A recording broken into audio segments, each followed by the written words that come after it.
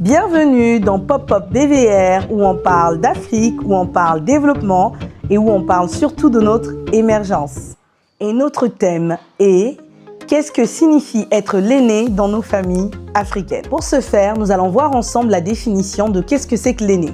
Être l'aîné suffit tout simplement d'être le premier né d'une fratrie.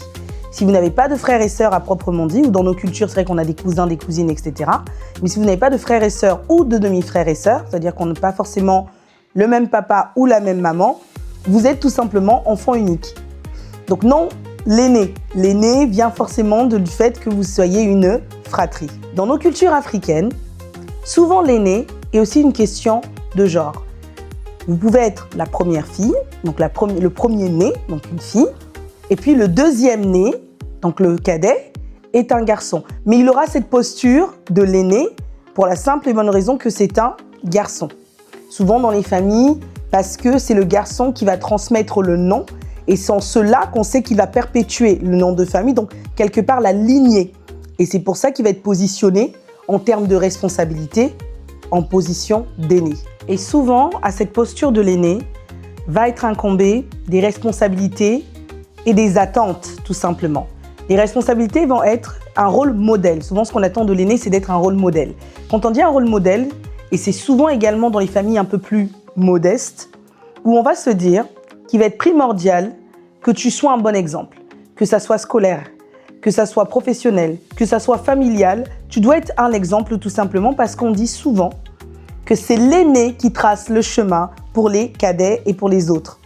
Et il vient également avec ce rôle de l'aîné des attentes. Vous allez avoir des attentes vis-à-vis de la société, vous allez avoir des attentes vis-à-vis de vos frères et sœurs, vous allez avoir des attentes vis-à-vis de vos parents. Et ces attentes sont souvent financières, matérielles et aussi quelque part spirituelles.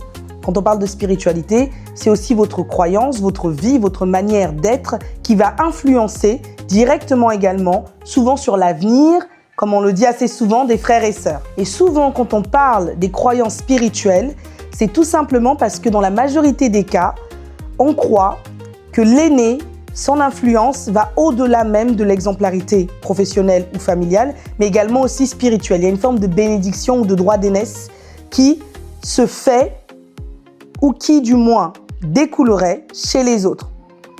C'est pour ça que, par exemple, l'aîné va avoir une éducation qui va être souvent plus stricte que la majorité des autres membres de la fratrie, de ses frères et sœurs.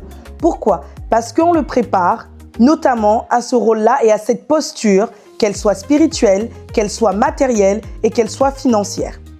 Et ça, en majorité des cas, vous allez aussi l'avoir dans les familles qui sont un peu plus modestes et vous allez aussi l'avoir dans les familles, bien évidemment, qui sont un peu plus opulentes. Mais les rôles et les responsabilités, ou du moins les attentes, ne vont pas être les mêmes en fonction aussi du niveau de vie.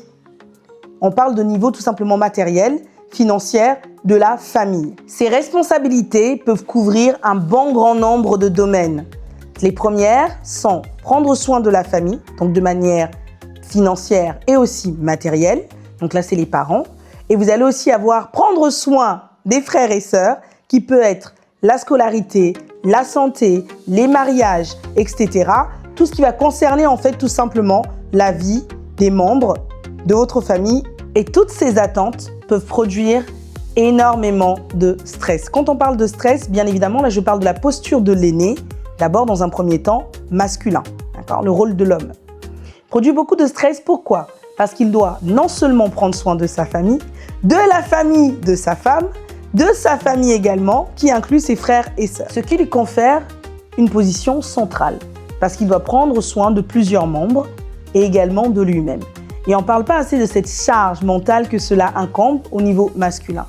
Il faut être bon professionnellement parlant, il faut être bon dans sa famille. Quand on parle bon de sa famille, c'est le modèle de réussite type qu'on peut avoir. C'est marier, avoir des enfants, avoir une stabilité financière, avoir une grande maison, avoir beaucoup de finances et avoir un poste de chef.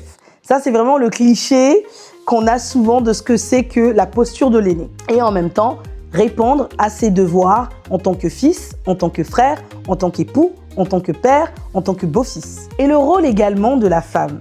Alors, quand vous êtes l'aîné, il y a des familles où ce n'est pas forcément le genre qui prône. C'est-à-dire que si vous êtes la fille, vous êtes l'aîné.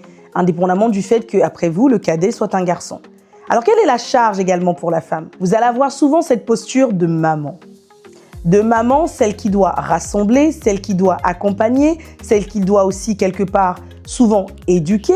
Quand on parle d'éduquer, c'est que vous montrez la voie. Vous devez non seulement être la maman, la grande sœur, quelque part participer aussi à l'éducation de vos frères et sœurs. Et donc finalement, vos rôles vont être multiples. Et face à la société, les attentes seront le fait que vous soyez le modèle type de réussite, une épouse, influente, avoir les moyens financiers, matériels, une grande maison, une voiture, un poste de cadre et en même temps assumer votre rôle de mère, d'épouse, de grande sœur. Et ces multiples postures peuvent engendrer beaucoup de stress et de charge mentale. Vous allez aussi avoir des attentes vis-à-vis de votre belle famille. Et c'est en toutes ces choses-là qui vont souvent créer aussi beaucoup de stress chez l'aîné. Et on ne parle pas assez de cette charge mentale due aux multiples rôles que vous allez avoir en tant qu'aîné. Et c'est en ça souvent que malheureusement, beaucoup de nos aînés souffrent silencieusement.